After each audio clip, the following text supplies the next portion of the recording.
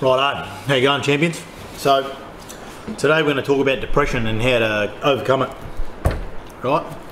Now, believe me, this is really hard for me to talk about in a way to you without coming across looking like a fuckwit. You know what I mean? Like, it's hard for me and difficult to talk about, right? But because depression is so vast, right? It's a big thing, okay? So listen, right, there's been many times in my life when I've been depressed and I've had to overcome it myself. I've never called Lifeline, never fucking talked to anyone. And you know how they say, like, oh, you should talk about your problems, men should talk about their problems. I think that's fucking bullshit, right? Because for me, anything I say, this is how I look at it, okay? So don't judge me for being a bit harsh when it comes to depression, right? This is how I've had to deal with it, and this is it, right? So when I've had depression and all that sort of shit, I've had to do it all myself, okay? And so what I've had to do is I've had to know the problem that's making me sad, right? And then I've had to figure out how to fix it, okay? Like, whenever I've been down in the dumps, I know the feeling of depression. It's a shit feeling up here, right? But it's only ever lasted for a couple of days with me because I've gone right and snapped out of it, okay? So what happened was, when I was sad, I said to myself, right, well, what is the problem? What is the number one problem that's making me sad, right? And so that's the main thing. That's it there, okay? Shit, I just had a train of thought in my head. I was gonna say it. Right, and so the next thing is how to overcome it, okay? It's like what to do, right? So let's say you're fat and you're overweight, okay? You're depressed about it, right? Stop carrying on about it and stop sooking about being fat, okay? Because the thing is, you're the one that feeds yourself, okay? Don't carry on about it. What you need to do is overcome it. Okay, so what do you have to do to stop being fat, right? And I've lost nearly 15 kilos now since I got out of jail, and what I did was stop eating so much. That's just plain and simple.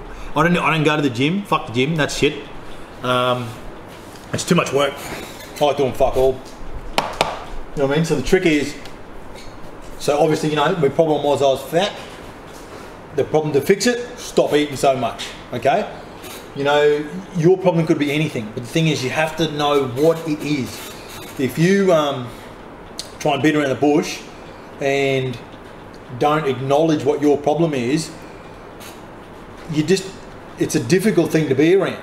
You know what I mean? No one will really like you because you're a sad sack. And then the other thing is, people won't want to talk to you, and that'll make you more depressed because you're wondering why no one likes you. You know, not only are you fat, now you've got no friends. Okay? So, yeah, problem is, so find the problem and then do whatever it is you need to do to fix it, right? But if you don't do that and you just carry on like a sook, it's gonna be, I promise you, it'll be worse for you. Now, I think a lot of things too, like, you know how people have anxiety and all that sort of shit. So I mostly think anxiety is from smoking weed. I think people that smoke weed, it makes them think too much. And then they're thinking about, oh, what if this or what if that, and then they're fucking, you know what I mean, then they're lost. So if you smoke dope and have anxiety, just cut the dope out and get back to me and see what happens, right? And a lot of people now, you know how with social media and shit, the attention's got to be on a certain person, right? And unless you're like some hot blonde chick from the Gold Coast, no one's looking at you.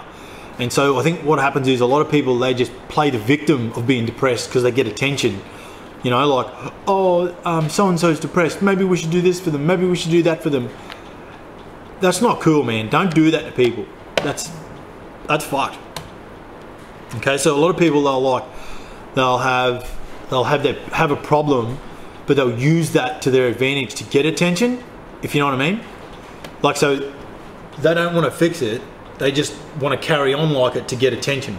And I'll give you the perfect example, right? So when I was in jail, I had this cellmate, right? And he was this white fella, he was homeless, and so he was a morph addict, or a, you know, like a pill junkie, see? And this was in the reception unit. And when I started talking to him something, see, because a person, I'm a pretty humble person, right? I am pretty humble, but when we started talking, and the more I got to know him, the more I just wanted to bash him. He was a fucking idiot, right? And so he would get in there and he'd climb up on his bunk and he'd sit there and he'd carry on about his life, like he's sad about his life. And so I said, well, oh, what's wrong, you know? And he says, oh, I haven't seen my daughter since she was born. And I said, oh, fuck, well, how long ago was that? And he said, 8 years. And I said, 8 years? And he goes, yeah. And I said, you haven't seen her? And he said, I said, why? And he said, well, because when she was born, I started drinking heaps of alcohol and taking heaps of prescription pills. So I said, oh, all right, well, you know, that's pretty fair enough why the mother won't let you see him then, you know, because this dude's homeless. Meanwhile, he'd come in, right, and his whole arm had been set on fire by this other parkie, because he was tuning up that part of the parkie's missus. So the parkie threw fuel on him, lit him on fire, right? And so anyway, and he's going on about how he wants to get off the drugs and all this shit, and so at the same time he'd carry on that he wants to get off the drugs, right? When the medication time would come, because back then they would lock us down for half the day or whatever, and then, you know, we'd only have 4 hours out a day, so they locked us in the room. And when it would come to like the food and the medication time, when it was med time, he would get off his bunk and he would pace in the fucking cell, like back and forward, and he'd do it for an hour. I said, what the fuck are you doing? And he goes, oh, just waiting for my pills, you know, I'm waiting for my pills to come, I fucking can't wait. And I thought, hang on, don't you want to get over that? You want to go and get your kid back and shit? And he goes, yeah, but I feel down about it, so, you know, I want to fucking get me pills. So I said, yeah, right. And then so he'd get on the pills, right, and then he'd be flying for a while, he'd just talk shit, and then he would, eventually he'd come down and he'd carry on with the fucking kid again, right? And so this happened like morning and night for, I think I had him in the cell for about 2-3 days or something like that, right? And I got sick of him carrying on like a fucking victim. He wanted to get on these fucking like medication shit, right? And then he would want to, and like he would carry on to the nurse too. Like the nurse would be there handing him his pills, and he'd have like 20 pills in his fucking bottle, and he'd be, oh, where's this one? Where's that one? Where's this? You know what I mean? And he just a fucking loser, you know, like he's just an alcoholic loser that wants to play victim, and no one fucking likes that shit, especially me. I don't cop it. So what I did was, instead of bashing him, I just made him realise the truth, okay? Because I was already in there for a violent crime, and I was over it. I'm over jail, you know what I mean? It's fucking shit. So anyway, I said to him, I said, here, listen, you don't give a fuck about that kid that, you know, that kid of yours that's 8 years old. And he said, well, what do you mean? I said, well, if you really fucking cared, you wouldn't be taking them fucking pills all the time, man. And you're in jail. And he told me that what he does outside is he goes doctor shopping. So he goes to every doctor in like one town, right, and gets as many scripts as he can, and boom, and then hands them in, and then he gets heaps and heaps of pills, and he just munches them like lollies. I said, if you really give a fuck about that kid, you wouldn't be doing that shit, you know? You just want to carry on, and people feel bad for you, and then probably give you shit because you're fucking sooking. That's all you're doing, man. You know, I think a lot of people have depression that's like that. They just do it for attention, and they're just a waste of life. But then you got someone who's like a really good person, and something fucking terrible's happened to him, you know, like, you know, he's crying about his kid that he fucking doesn't see because he's a pill junkie. There's probably someone out there who's lost their fucking kid 8 years ago for some reason, some terrible fucking accident. They're depressed, you know what I mean? Like, that's someone who really should be cared for. You know, a lot of people are just fucking sooks. So don't be that sook, and you know, yeah, that's, well, like, that's the victim thing anyway. You need to, so with him, right, I kept saying to him, look, your problem is you're a pill junkie, stop fucking taking them, you know? And he would just carry, oh no, I can't do that, or fucking love me pills, you know? What the fuck are you sooking for then? You're just a depressed idiot. That's all you are. You know what I mean? So yeah, don't do that. Yeah, and anytime I'd been depressed, man, it's just, I've figured out, okay, this is a problem, right, now what the fuck do I have to do to fix it? Okay, it's it is simple, but it all is also complex. And I think what needs to happen is people need to be more realistic with people too. Like, everyone with this like political correctness, you're not allowed to say fucking things that are straight up. But I think people need to be straight up with each other for this to start being effective. If you know what I mean? Yeah, there was some other part I was going to tell too, but I just can't fucking think of it. I had it on the tip of my tongue before.